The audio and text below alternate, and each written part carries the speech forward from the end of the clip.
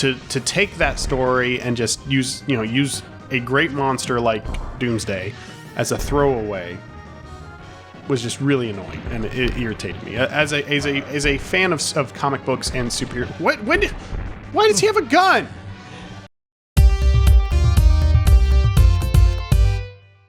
And welcome back to another episode of VTTV. I'm Zach. And I'm Eli. And we are still playing, or we're returning to Scarecrow. Yeah, that was a jump scare. Oh, it's a clown. Never mind. We are back in Batman Returns, which you may notice from the last episode. We have the same number of lives, but we have more test tubes and all that. I went and used the options to give us more lives and played up to where we were, which is the start of the Penguin mission. So we would, not be 2 lives away from a complete game over restart. Oh, well, are we not now? I guess 3 lives away from game over restart? If we game over, we have 7 more continues. Oh, we were out of continues last time. Gotcha. That makes sense.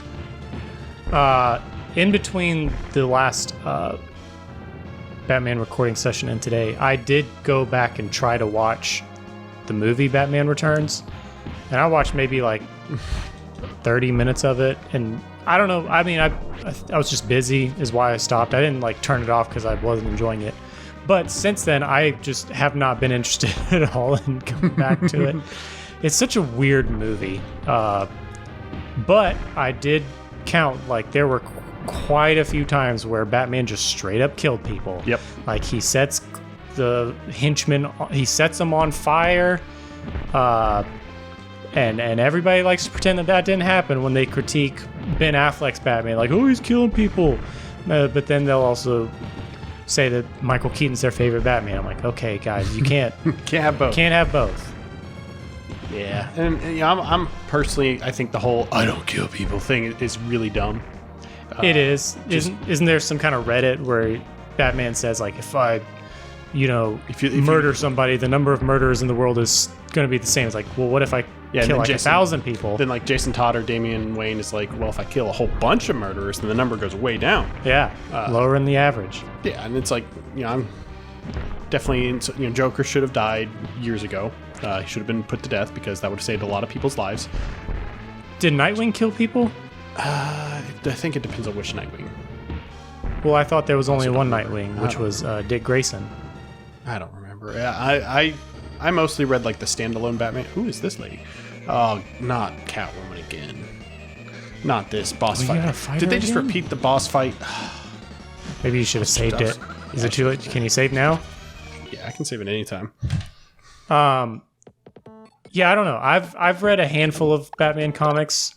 None of them with Nightwing. I've read The Dark Knight Returns, The Long Halloween, Batman Year One. Yeah, Batman Year One's phenomenal. Long Halloween's great. Is that it? No, and The Killing Joke. Killing Joke is really good. Batman Hush is really good. I haven't read Hush yet. It's on my list of ones that I want to read, but I don't know. Maybe one day I'll want to read The Death in the Family, because The Court of Owls is pretty good too.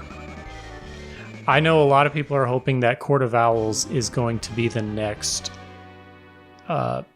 antagonist of Matt Reeves' Batman movies, which would make sense because the big thing about the first The Batman was, the Riddler was attacking all these corrupt,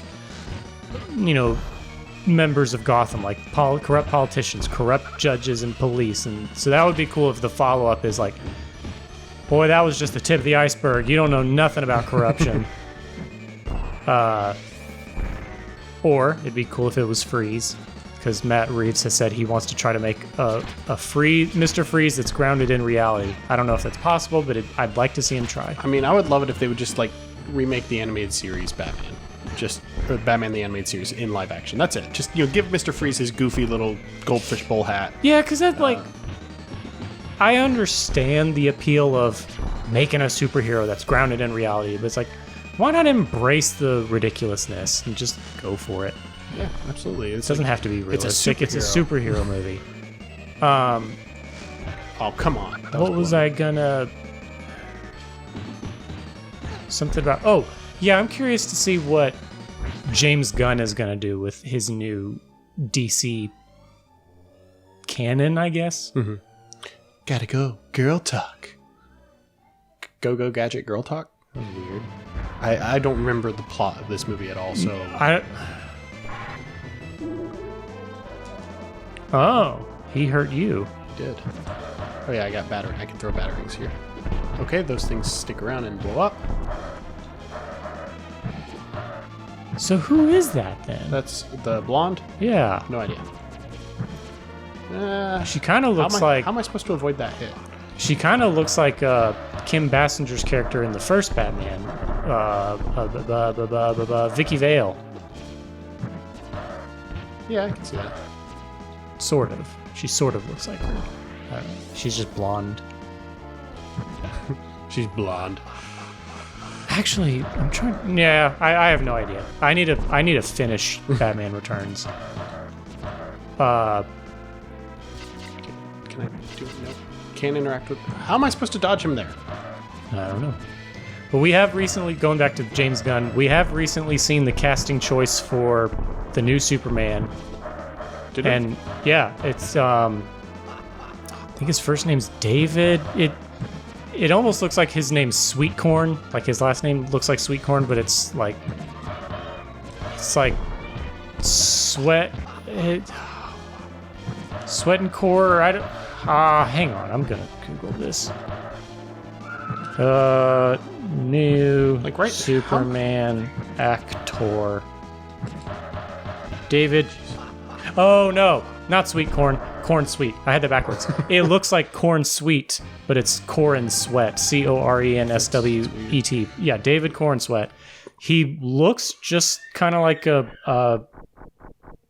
he looks a lot like Henry Cavill, just kind of maybe like a wish Henry Cavill. Great value, Henry Cavill. But I mean, Superman really just kind of has one look, and you can't really deviate from it that Citizens are much. shocked as they see Batman push the Ice Princess off the building. However, not everything is as it seems. Womp womp. What's with Ice the weird dude in Princess? the background? It's a statue, I think. There's a lot of Apparently, the blonde chick was the Ice Princess. a lot of statues in Tim Burton's Gotham. There's vehicles? Oh yeah, we already played it. Did we play a vehicle segment? I I don't remember. vaguely no, I don't know if we did. I think it may have been in like the title screen. Yeah, But that's what I it don't think was. we played it. Ow. This looks a little hard. This isn't too bad so far. I mean, were they damaging you when you crashed into them? Yeah. Not much, but a little bit. Have you seen Flash? The new one? Yeah. No. I haven't either, and I have seen the one in the 70s. I don't really want to. Maybe I'll watch it when it comes out on streaming. I couldn't care anymore because DC doesn't really know what it is anymore. Like, as far as... I think they tried to use it to kind of like end the Snyderverse and start the new thing. Yeah, but to me, it's like, if you want to do Flashpoint, you got to set it up, and you can't just... You can't just... there's points. You can't just, oopsie, we messed up. Yeah, you can't just hit a big old reset button because you did poorly in the first half. And Flashpoint is also just like a really cool, epic storyline, and you're kind of pissing it away whenever you do stuff. Thomas Wayne was in Flashpoint, right? Yeah. Yeah, that's what I thought.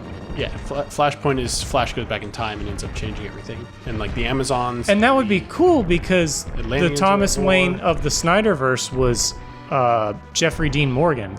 Oh yeah. I would like to see him play the Batman who kills. Right. It's kind of like if they came out with like, oh yeah, we're doing a Batman Beyond movie. And it's like, no, you haven't earned that. I think I've said before, like, obviously Batman and Robin is terrible, but I think George Clooney could play a pretty good, like, aged Bruce Wayne in a Batman Beyond movie. Yeah. I like the actor. But George Clooney will never touch the cape and cowl ever again. For good reason. For good reason. Yeah. I do I guess this is spoilers. I know you probably don't care. You've probably actually already heard it. But spoilers for The Flash, for anybody who actually cares about the Flash. I know like they put a lot of former DC actor cameos, Right. like either via CGI or whatever. But I think George Clooney actually showed up for just like a brief cameo. I don't think he wears the suit. I don't know. I haven't seen it. I think like Gal Gadot appears as one. They CGI in Christopher Reeves. I think they CGI Brandon Routh or Ruth, however you say his name, from Superman Returns. Which he was a good Batman. He was a good Superman. He fine. was a good. I don't hate that movie. I know a lot of people hate Superman Returns, but I didn't hate it. I don't think it's like a great movie, but it's fine. No, yeah, it's just fine. But to be fair, we haven't really ever had a great Superman movie. The Penguin's true nature is exposed by Batman while addressing the citizens of Gotham City. This is too slow. The Penguin fires on the crowd as he flees to the sewers. Penguins don't live in the sewers. His plan to kidnap all the firstborn sons in Gotham City is initiated. It is up to Batman to save the children. Penguins don't live in the sewers, and this is a biblical thing with the firstborn sons. Like, come on, man. Mm-hmm. Could have come up with a better idea. It's also a little patriarchal. A little bit. I liked Man of Steel. I know a lot of people don't like Man of Steel. I feel like it's really the Superman fans who don't like Man of Steel. Mm-hmm. And since I wouldn't even call myself, prior to Man of Steel, I wouldn't call myself even a casual Superman fan. Like, I just was not a Superman fan. But I liked Man of Steel a lot. I know the last act is a little weak, but it's definitely very weak. I still like it. Yeah, I mean, it's a fine movie. Sure, it's a little bit ridiculous, but it's like, realistically, like the destruction of Metropolis, that is what would happen if two near godlike beings were to fight. Like, you know, you'd have the Invincible sequence, right, where Omni-Man is just tearing through. Spoilers, by the way, for the end of season 1 of Invincible, but by now you should have watched it because it's amazing. Yeah. But the end of season 1, where he's just tearing through the city with Invincible. That's what would happen. You know, realistically, you give somebody near immortality and superpowers, and the general construction is not going to do much against them. But to me, it was like there's a whole bunch of that movie that they did completely wrong. Like the way his dad, the way that Pa Kent died, like with the tornado and sequence, is like that was really stupid. What they should have done is what they did with the Superman for All Seasons, where there's a catastrophe, and Clark goes off to save the day. And while he is gone, Pa and Ma Kent are driving over a bridge, and the bridge collapses, and Pa Kent dies. Mm-hmm. And it's great because it teaches a lesson to Superman that he can't be everywhere at once. He can't save everyone, right? Rather than just I'm just gonna, you could totally save me with your super speed right now, but don't. For no good reason. I like the way Zack Snyder used the destruction of Metropolis in Batman vs. Superman was brilliant. Unfortunately, Batman vs. Superman was terrible. It's a bad movie. I deceived myself for a while. I was like, well, I kind of like it, but I don't kind of like it. The only thing I liked about it was the warehouse fight scene. Yeah, the fight core, I mean, it was classic Snyder, right? The stuff he's really good at. I love Ben Affleck as Batman. I've said several times, unapologetically, I think Ben Affleck is the best live-action Batman. He's not the best Bruce. I would probably say Christian Bale's the best Bruce, but Christian Bale's not a physically intimidating Batman. Right. And all his fight scenes look the same. He just kind of like puts his elbows up next to his face and just like hits, and it's pretty boring. Mm-hmm. But Ben Affleck was huge. Yeah. His voice modulator, he had a cool voice. He's not just like, where's the trigger? Like, I loved his voice modulation. I loved the fight scenes. It was fantastic. But that was the only redeeming quality about Batman vs. Superman. And then, Justice League, the Snyder Cut Justice League, was actually really cool. It was decent. It still wasn't a great movie, but it was decent. It was better than the original, like the original Whedon cut. Also, the one other thing I liked about Batman vs Superman was the seeds that Zack Snyder was planting, because you could tell he was setting up an injustice story, and then in the Snyder Cut Justice League, you see more of it. He was clearly setting up, like with the Nightmare stuff, with like the Joker. He was clearly setting up injustice. Yeah, which I would have been totally down for. And well, because injustice is probably the best Superman storyline. It's not the best Superman story because it's Superman does not look great in Injustice because he's the villain. That's what makes it interesting. Like I think the best Superman stories are the ones like Red Sun, where I love Red Sun. where he's like kind of the antagonist slash villain. Well, he's no longer the American ideal; he's now the Soviet ideal, right? The USSR and all that. Yeah, I love Red Sun. I also love what is it? It was a much shorter one. And it was interesting, but it was also just like clearly just a one-off idea that the writers had. But it was for a Superman in like medieval, like he's like King Arthur, and that one was really really fun. But yeah, with Batman v BVS, it was like it just wasn't nothing in that movie was earned. Right. Yeah. Like They Apocalypse was completely, or not Apocalypse. What's his name? Doom. The villain. Doomsday. Doomsday. That's the one. Completely unearned character. They didn't do anything to try and set up him. And it's like the death and return of Superman was like the biggest thing in comic books when it happened, right? I mean, Superman is dead. Like, and he was dead for a long time. Comic book wise, he was dead for a long time. Canonically dead for a long time, but. Nowadays, it's like no one's ever really dead. So, what's the point? But to take that story and just use a great monster like Doomsday as a throwaway was just really annoying, and it irritated me. As a fan of comic books and superhero, why does he have a gun? I didn't ever watch the Superman and Lois TV show. I've heard it's pretty good. I have too. But I think they kind of did the same thing. I don't know, but I think they are kind of shooting their wad with Doomsday pretty early also. Like, I think they just finished season 3, and that was the end of season 3.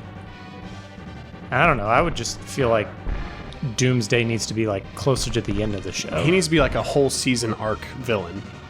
At least one season. It's like everything's turned into villain of the week type storylines, and you can do longer stories. I mean, there's plenty there in the canon to work with.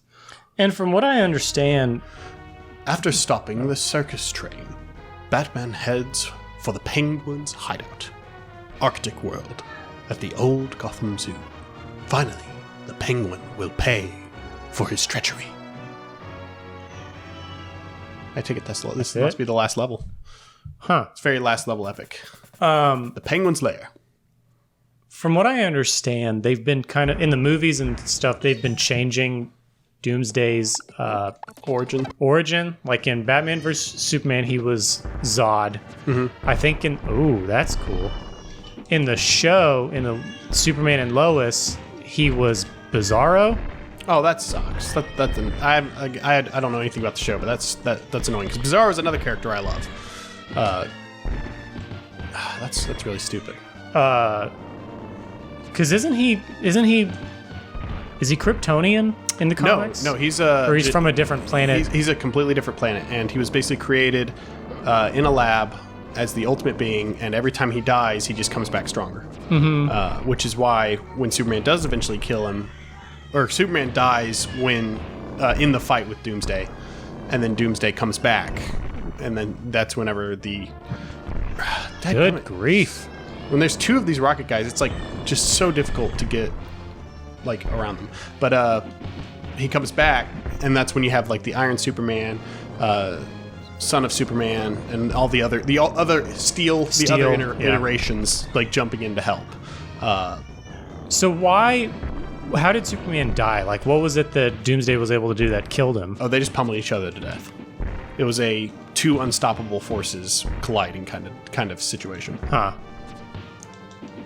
And then It's kind of like Solomon Grundy, which is a Batman villain, where every time he dies, he just comes back. Solomon Grundy, Born on a Monday. Yep, that's the one. I remember him from The Long Halloween. Mm-hmm. That's all I know him from.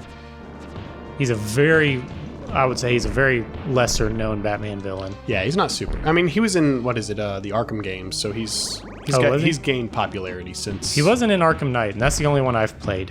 Which is also... Well, it's not the worst... Well, wait, Arkham Knight. Yeah, Arkham Knight is the worst one, right? That's the one with Robin? Like, where you play as the Bat family less so than the Batman? Or is that the third? You do play as the Bat family. I thought Arkham... Knight I thought Arkham Origins was the worst one. What's the newest one? Arkham Knight. Okay. Is it? It's the one with Jason Todd as the villain, like, because... No, that's not the newest one. There was another one, even newer. That's not the one I was thinking of, because... what was it called? It's the one where you play, like, as... You don't play as Batman. You play as the Ever? Batman. Yeah.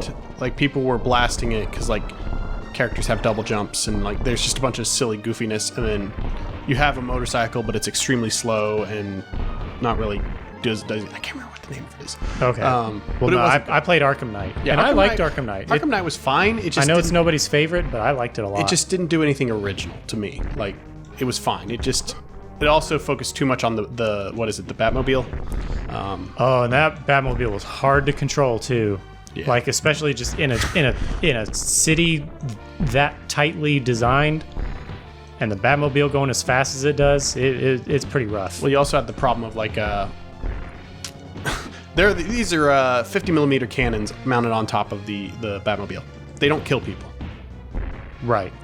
It's just for obstacle destruction. Batman just ran over that guy, but it's okay. He used a pneumatic air compressor thing or whatever to knock the guy unconscious before he ran him over, so he's not dead. Yes. It's like, my favorite part of the game, though, is the Scarecrow design. That's the coolest looking Scarecrow I've ever seen. I just love the Scarecrow design. Like, all the Arkham games, I love the design choices they made.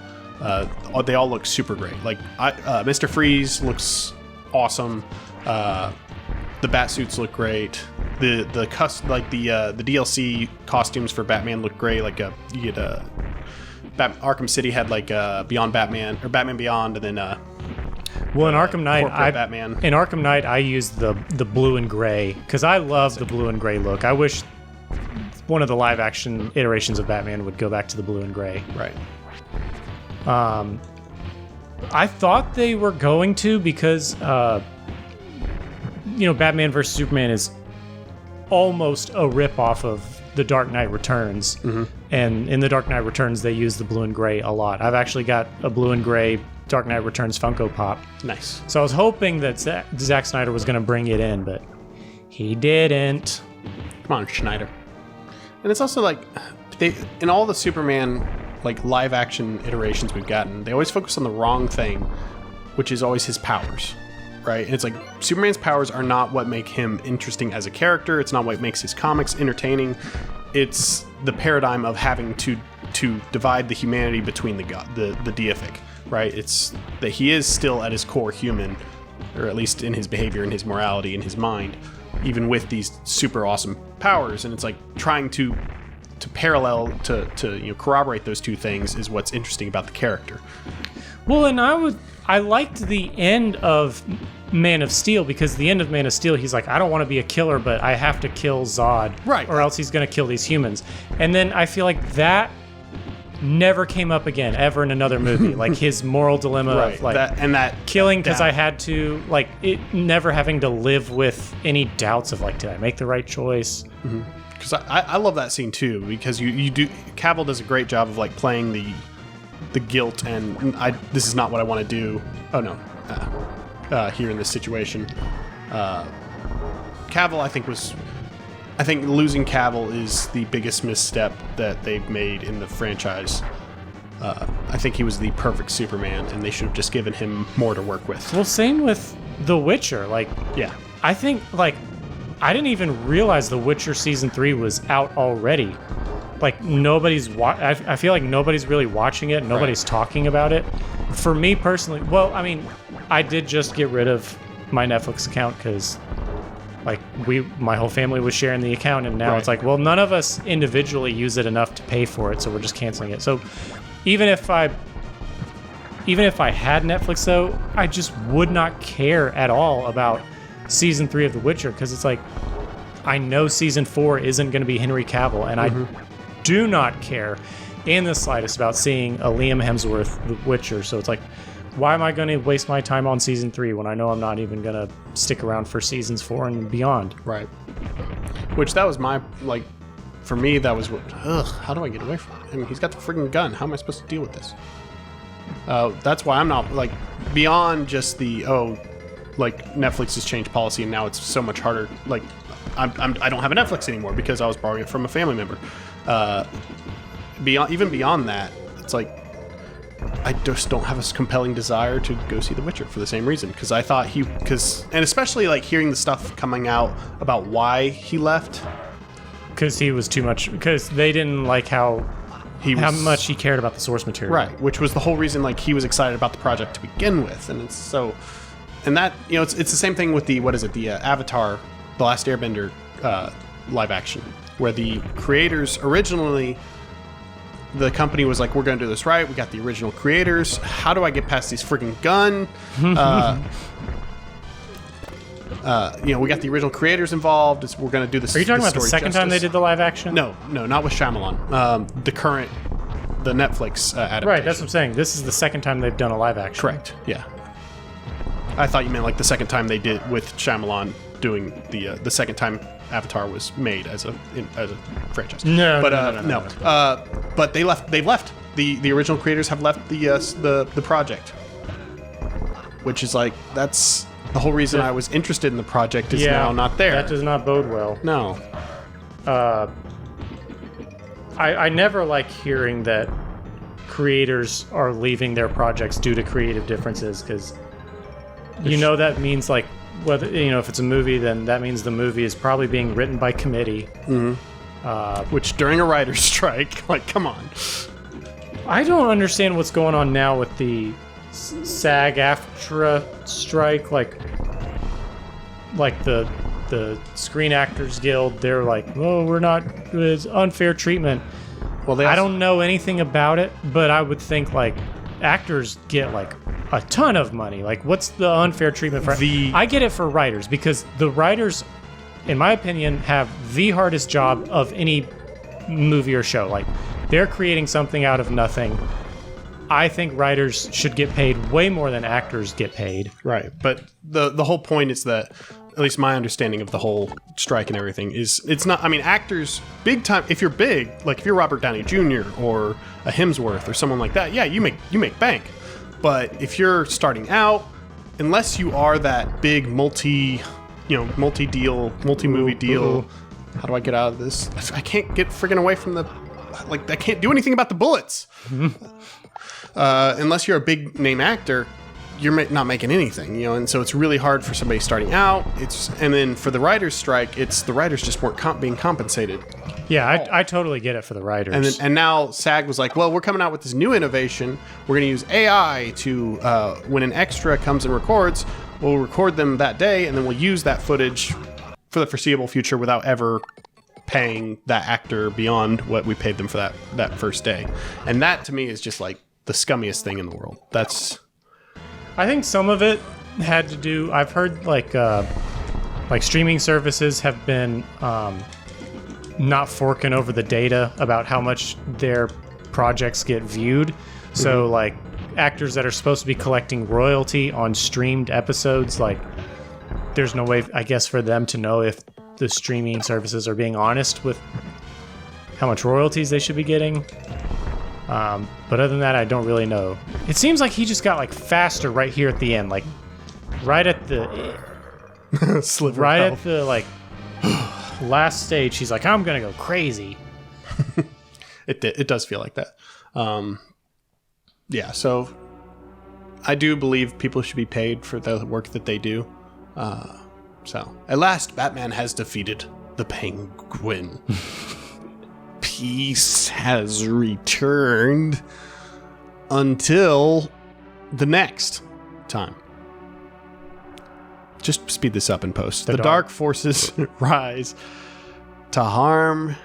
The next time the dark forces rise to harm the fair people. If you're not fair, sucks to be you, of Gotham City. If you live anywhere else, sorry, Batman's not going to help you. Gosh, that was so slow. So slow. And there's nothing to look at. Like, give me some pictures or something in the background to look at while I'm reading this super slow thing. All right. Well, that's Batman Returns. Perfect timing. Sweet. Thoughts? It definitely seems like a coin gobbler. Oh, yeah. For sure. It's not something I would play on my down. I mean, I don't play fighting type games like that on my own anyway. Well, we will get to Turtles in Time, which is a much, much better version of or example of the genre. But you know, this was fine. It was fun. I mean, if I bought this game, I'd play it once, beat it once. I've done it. There's really not any compelling reason to go back and do it again. There's not a whole, like, I think there was like 2 alternate paths on some of the levels, but even those were just little side bits. So I don't know. But Did the Batman animated series game came out at the same time this one did? I do not know that. Because it's very similar. You fired it up like the first day we recorded this just to like show me what it looked like, and it looked a lot better than this game does. Yeah, because I'm assuming it came out afterwards. It also leaned into the art style of the show, so it had that more cartoony look, so it had a little bit more going for it in the art style that was already established. Because like with this, they kind of had to build a pixel art style from a film rather than having the cartoony effects to go. Yeah, makes sense.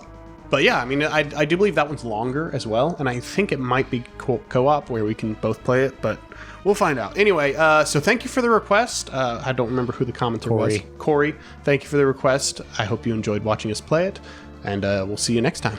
Bye.